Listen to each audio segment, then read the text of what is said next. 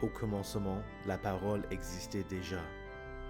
La parole était avec Dieu, et la parole était Dieu. Et la parole s'est faite homme. Elle a habité parmi nous pleine de grâce et de vérité. Et nous avons contemplé sa gloire, une gloire comme celle du Fils unique venu du Père. Le Fils est l'image du Dieu invisible, le premier-né de toute la création. En effet, c'est en lui que tout a été créé, dans le ciel et sur la terre, le visible et l'invisible, trône, souveraineté, domination, autorité. Tout a été créé par lui et pour lui.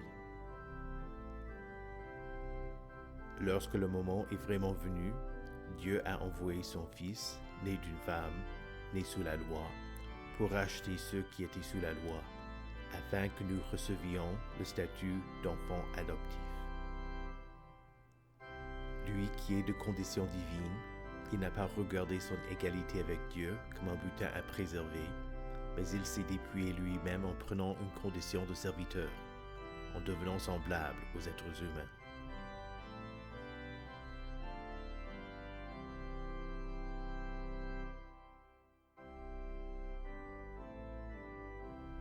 Cette parole est certaine et digne d'être acceptée sans réserve.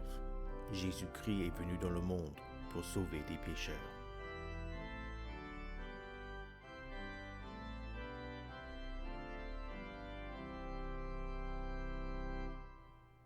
Voici comment l'amour de Dieu s'est manifesté envers nous. Dieu a envoyé son Fils unique dans le monde, afin que par lui, nous ayons la vie.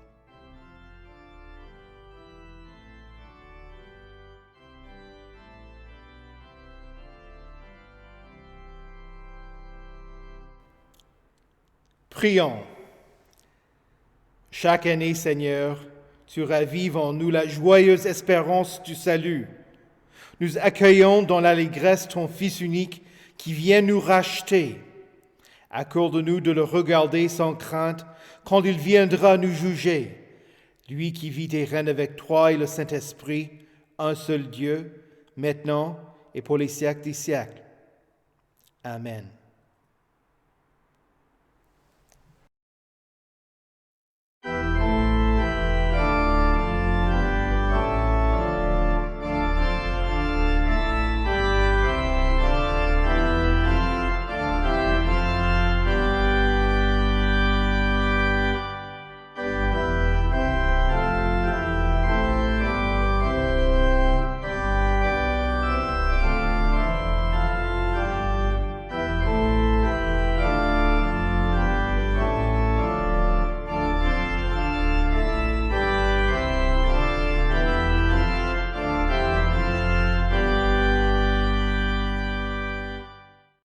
Écoutez avec respect et recueillement les lectures pour cette veille de Noël, tout d'abord dans l'Ancien Testament, dans le livre du prophète Ésaïe au chapitre 7, les versets 10 à 17.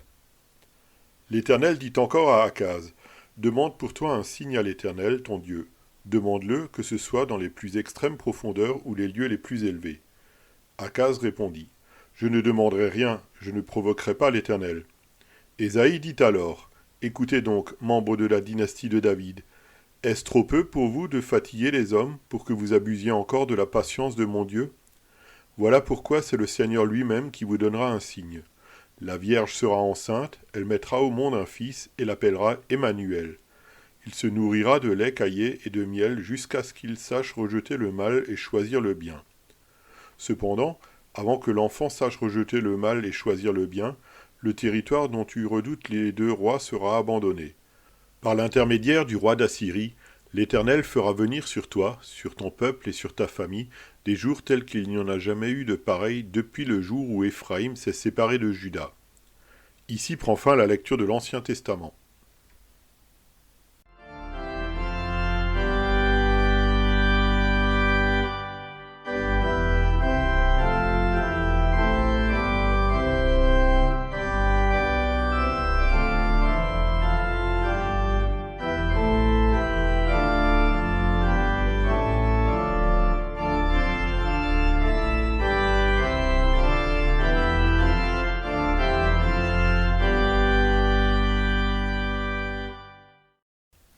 Écoutez également l'épître dans 1 Jean, chapitre 4, les versets 7 à 16.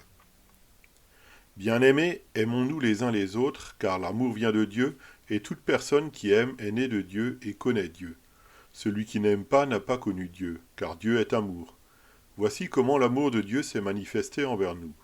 Dieu a envoyé son Fils unique dans le monde, afin que par lui nous ayons la vie. Et cet amour consiste non pas dans le fait que nous avons aimé Dieu, mais dans le fait que lui nous a aimés et a envoyé son Fils comme victime expiatoire pour nos péchés. Bien-aimés, puisque Dieu nous a tant aimés, nous devons nous aussi nous aimer les uns les autres.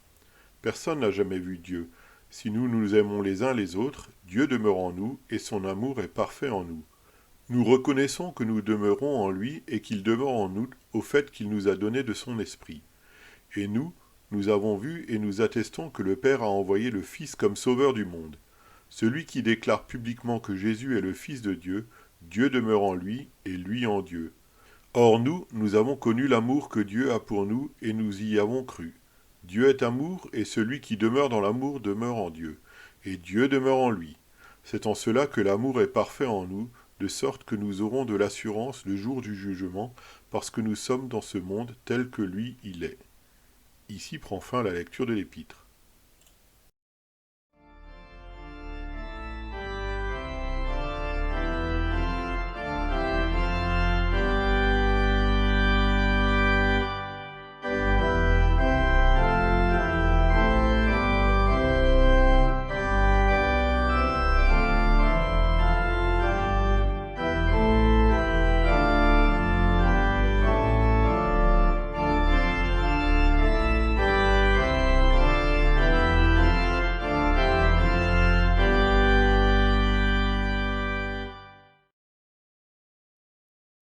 Écoutez enfin l'Évangile dans Matthieu au chapitre 1, les versets 18 à 25. Voici de quelle manière arriva la naissance de Jésus-Christ. Marie, sa mère, était fiancée à Joseph. Or, avant qu'ils aient habité ensemble, elle se trouva enceinte par l'action du Saint-Esprit. Joseph, son fiancé, qui était un homme juste et qui ne voulait pas l'exposer au déshonneur, se proposa de rompre secrètement avec elle. Comme il y pensait, un ange du Seigneur lui apparut dans un rêve et dit « Joseph, descendant de David, n'aie pas peur de prendre Marie pour femme, car l'enfant qu'elle porte vient du Saint-Esprit. Elle mettra au monde un fils, et tu lui donneras le nom de Jésus, car c'est lui qui sauvera son peuple de ses péchés. » Tout cela arriva afin que s'accomplisse ce que le Seigneur avait annoncé par le prophète. La Vierge sera enceinte, elle mettra au monde un fils, et on l'appellera Emmanuel, ce qui signifie Dieu avec nous. À son réveil, Joseph fit ce que l'ange du Seigneur lui avait ordonné, et il prit sa femme chez lui. Mais il n'eut pas de relation conjugale avec elle, jusqu'à ce qu'elle ait mis au monde un fils premier-né, auquel il donna le nom de Jésus. Ici prend fin la lecture de l'Évangile. Heureux ceux qui écoutent la parole de Dieu et qui la gardent.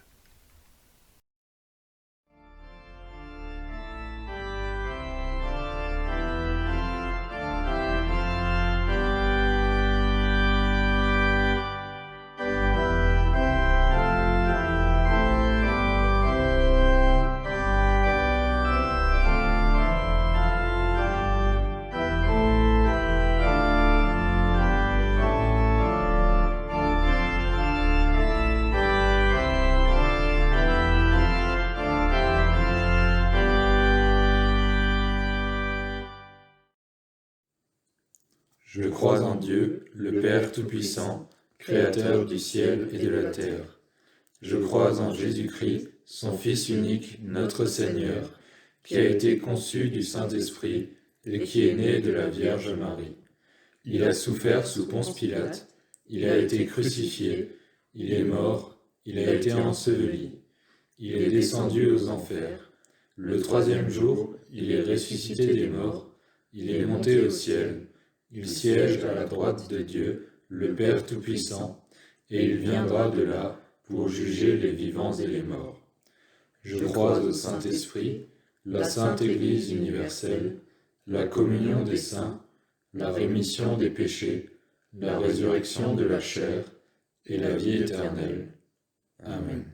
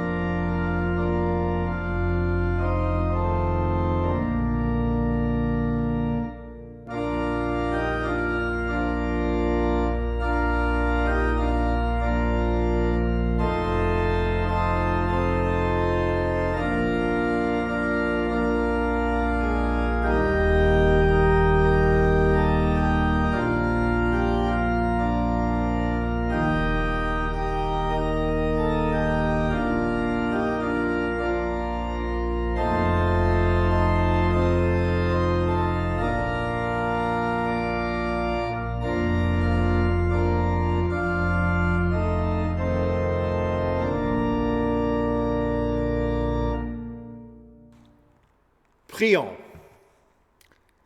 Ô Jésus, la parole faite chair, tu t'es fait homme et as habité parmi nous plein de grâce et de vérité.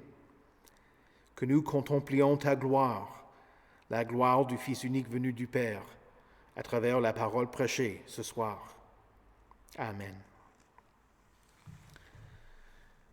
Saint de Dieu, précieux et bien-aimé, que la grâce et la paix vous soient données, de la part de Dieu notre Père et du Seigneur Jésus-Christ. Amen.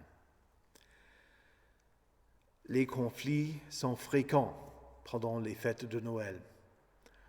On essaie de vivre paisiblement avec les membres de la famille avec lesquels on n'est pas d'accord. Quand on est autour de la table, on finit, malgré tout, par avoir une grosse dispute. Quelqu'un boit trop d'alcool et son comportement devient problématique. Un enfant jaloux se plaint de n'avoir pas reçu d'aussi beaux cadeaux que ses frères et sœurs. Et il y a des disputes conjugales. Un psychologue américain raconte qu'un couple l'a contacté le 26 décembre pour prendre rendez-vous. La femme refusait de parler à son mari. Qu'est-ce qui a provoqué ce conflit? Le psychologue a appris que l'homme n'avait rien offert à sa femme pour Noël. La femme dit au conseiller que le jour de Noël, elle est descendue de l'étage ayant en main un gros cadeau extraordinaire pour lui. Quelque chose d'extravagant dont son mari rêvait. C'était une démonstration de son amour pour lui. Et elle s'attendait à ce qu'il réponde de la même façon. Mais il n'avait rien prévu pour elle. Après que la femme eut expliqué jusqu'à quel point elle avait été blessée, le psychologue demanda pourquoi l'homme n'avait rien offert à sa femme. L'homme expliqua. Fin novembre, ils avaient décidé qu'ils n'allaient pas acheter de cadeaux l'un pour l'autre, mais seulement pour les enfants.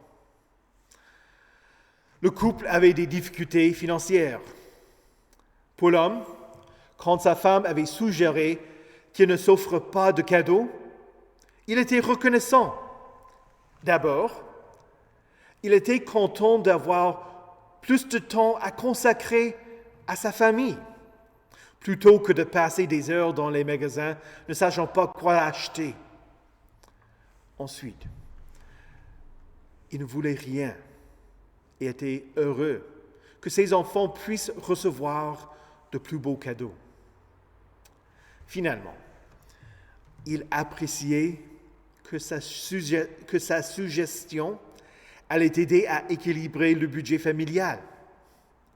L'homme était, malgré tout, d'avis qu'il avait vraiment reçu un beau cadeau de Noël en ne recevant rien. Le psychologue regarda la femme et lui demanda « Est-ce juste que tu as dit à ton mari que tu ne voulais pas de cadeau, mais t'attendais-tu à ce qu'il en offre un quand même ?» Elle se justifia en disant « Une femme a le droit de changer d'avis. »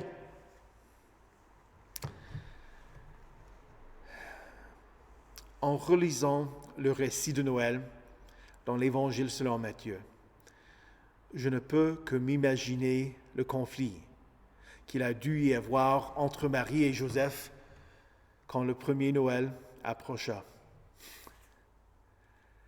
Est-ce qu'elle informa Joseph tout de suite de ce que l'ange lui avait dit? Et c'était une des raisons pour lesquelles elle est allée chez Zacharie et Élisabeth? Ou, plus probablement, elle est rentrée à Nazareth 4 ou 5 mois plus tard, enceinte, et ont besoin d'expliquer la situation à son fiancé et ont besoin du soutien que Joseph pouvait lui accorder. Joseph était un homme juste, mais cela ne veut pas dire qu'il était naïf. Il savait qu'il n'était pas le père de l'enfant, qu'il n'avait pas eu de relation avec Marie. Allait-il la laisser profiter de lui? Quelles questions lui a-t-il posées? A-t-il lancé des accusations? Tu t'attends à ce que je croie que Dieu est le Père? T'es sérieuse? Dis-moi qui est le Père. Penses-tu que je n'en vaux pas la peine? Tu ne m'aimes pas. Est-ce que tu m'as jamais aimé? Que vaut ta promesse de m'épouser? Et comment est-ce que Marie a répondu? A-t-elle pleuré? Est-ce qu'elle s'est défendue et a avoué qu'elle était innocente? Est-elle partie le cœur brisé, aussi brisé qu'était celui de Joseph? Matthieu ne donne pas les détails de ce qui a été dit entre eux. Mais ce qui est sûr, c'est que Joseph ne croyait pas ce que Marie lui avait dit et n'avait plus l'intention de l'épouser. Selon la culture en Israël, à l'époque, il aurait fallu un divorce pour rompre l'union prévue. Mais il y a une indication de grâce dans sa façon de faire. Il ne voulait pas l'exposer au déshonneur. Comme Matthieu dit, il était un homme juste. Il était un croyant. Et voulant agir selon sa foi, il aurait pu se venger, voulant l'humilier, ou pire, il aurait pu demander qu'elle soit condamnée pour son infidélité. Mais ce n'était pas ce qu'il voulait. Par amour pour elle, il décida de rompre secrètement avec elle pour qu'elle épouse le père de l'enfant dont elle était tombée amoureuse. Autant Joseph était incrédule concernant le fait que Marie était encore vierge, il en est certain qui sont incrédules encore aujourd'hui. Sous prétexte que les récits ne sont que des histoires qui n'ont aucun lien avec les faits réels. Ils rejettent la possibilité de miracle et disent que c'était impossible. Mais ce qui est impossible pour l'homme ne l'est pas pour Dieu. Alors, Dieu intervint avant que Joseph n'agisse. Dieu le convainquit de la vérité. Premièrement, par la voix de l'ange dans son rêve. Mais encore plus, par la prophétie d'Ésaïe, que la Vierge sera enceinte. Elle mettra au monde un fils et on l'appellera Emmanuel. Marie n'a pas réussi à convaincre Joseph de la vérité, mais Dieu y parvint. Marie, lui, avait été fidèle. Toutefois, Joseph aurait pu poursuivre son chemin pour rompre le mariage. Mais il aimait Marie. Il était un homme juste et accepta d'être le père terrestre de Jésus, selon la parole de Dieu, que l'ange lui avait annoncée. Elle mettra au monde un fils, et tu lui donneras le nom de Jésus, car c'est lui qui sauvera son peuple de ses péchés. Tu as entendu le « tu » ? Dieu veut aussi que vous soyez convaincus du fait que Marie était enceinte par l'œuvre du Saint-Esprit, que le Fils qu'elle mit au monde n'était ni celui de Joseph, ni d'un autre homme, mais le Fils unique de Dieu, venu dans ce monde pour accomplir ce que l'ange dit à Joseph, pour sauver son peuple de ses péchés, pour sauver Joseph et Marie, pour vous sauver et pour me sauver. Joseph se soumit à la volonté de Dieu. Il aima Marie et la prit chez lui. Il n'eut pas de relation maritale avec elle jusqu'à ce qu'elle eût mis au monde Jésus. Aussi incroyable qu'était la situation dans laquelle il se trouva, Joseph crut la parole de Dieu et fit ce que l'ange du Seigneur lui avait ordonné, en dépit de la honte. Et soyez certains que les gens de la communauté pensaient que Jésus était illégitime. Joseph agit d'une manière juste, par amour pour Marie et pour Joseph et pour Jésus. Il leur a fourni un logement. Il a fui avec eux jusqu'en Égypte pour les protéger. Il est retourné à Nazareth avec eux. Il a enseigné son métier à Jésus. Il s'est assuré que Jésus allait à la synagogue et au temple. Joseph est l'exemple d'un père fidèle et juste. Souvent dans les crèches, nous voyons l'image de Marie et Joseph avec l'enfant entre eux, les séparant l'un de l'autre. Mais il y a quelques années, dans l'un des marchés de Noël, ma femme et moi, nous avons trouvé une crèche artistique en poterie qui montre l'image de Marie liée à Joseph. Ensemble, ils s'occupaient de Jésus et le protégeaient. Semblable à l'homme que j'ai décrit au début du sermon, qui ne voulait pas de cadeau de Noël pour lui-même, Joseph n'a pas agi par égoïsme. Son amour était évident par ses actes. Il en va de même pour Dieu. Jésus, la parole de Dieu, il ne lui a pas suffi de vous aimer en parole et avec la langue, mais il vous a aimé en acte et en vérité, et avec vérité. 1 Jean chapitre 3, le verset 18. C'est pourquoi Dieu est devenu homme, à cause de son grand amour pour vous sauver de vos péchés. Au nom de Jésus. Amen. Prions. Ô Père céleste, cette nuit où l'Église fête la naissance de ton Fils, nous te louons et te glorifions de ce que ton salut vient à nous. Nous te rendons grâce pour Joseph et le service qu'il a rendu à ton Fils. Bénis l'œuvre des pères et des pères adoptifs, pour qu'ils suivent l'exemple de Joseph. Que l'œuvre des pères soit le reflet de ton amour pour ton propre Fils. De même, nous prions pour les mères, en particulier pour les femmes enceintes. Protège-les et leurs enfants. Seigneur, dans ta miséricorde, écoute notre prière. Ô Jésus, sois Emmanuel, Dieu avec nous.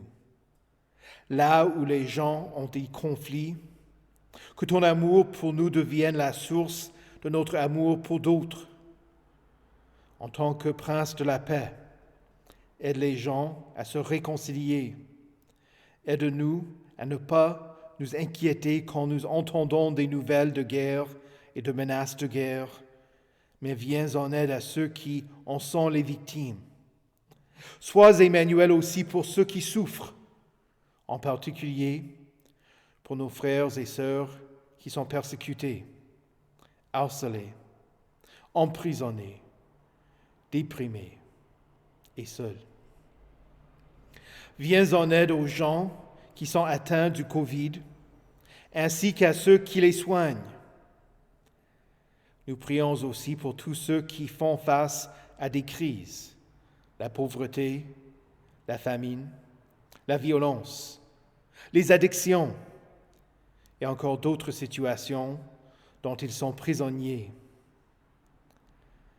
Selon ta bonté, sois miséricordieux et plein de compassion, et conduis ton peuple à leur venir en aide. Seigneur, dans ta miséricorde, écoute notre prière. Ô Esprit Saint, tu appelles l'Église par l'Évangile, l'éclaires, la sanctifies et la maintiens en Jésus-Christ. Illumine ceux qui sont dans les ténèbres et ne peuvent pas se libérer du pouvoir du péché. De la même manière que les anges annoncèrent la bonne nouvelle aux bergers, que tes messagers viennent aux humbles pour leur dire qu'en la ville de David, un Sauveur nous est né, qui est Christ, le Seigneur.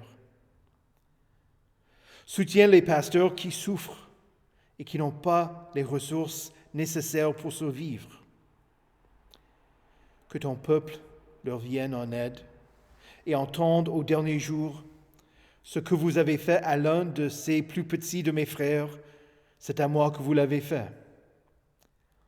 Nous te prions aussi pour les pasteurs à travers le monde, là où les gouvernements limitent les rassemblements à cause du Covid, et où les pasteurs offrent un culte après l'autre, dans l'espoir que chaque personne qui veut y assister puisse entendre la bonne nouvelle du salut en Jésus-Christ. Que ces pasteurs ne désespèrent pas, mais persévèrent grâce à ton soutien. Seigneur, dans ta miséricorde, écoute notre prière. Ô Dieu, Père, Fils et Saint-Esprit, nous connaissons des gens qui ont besoin d'entendre l'Évangile, l'assurance de ta grâce, de ton pardon, de ton amour pour eux. Toi qui connais toutes choses, écoute nos prières silencieuses pour eux, en les nommant dans nos cœurs.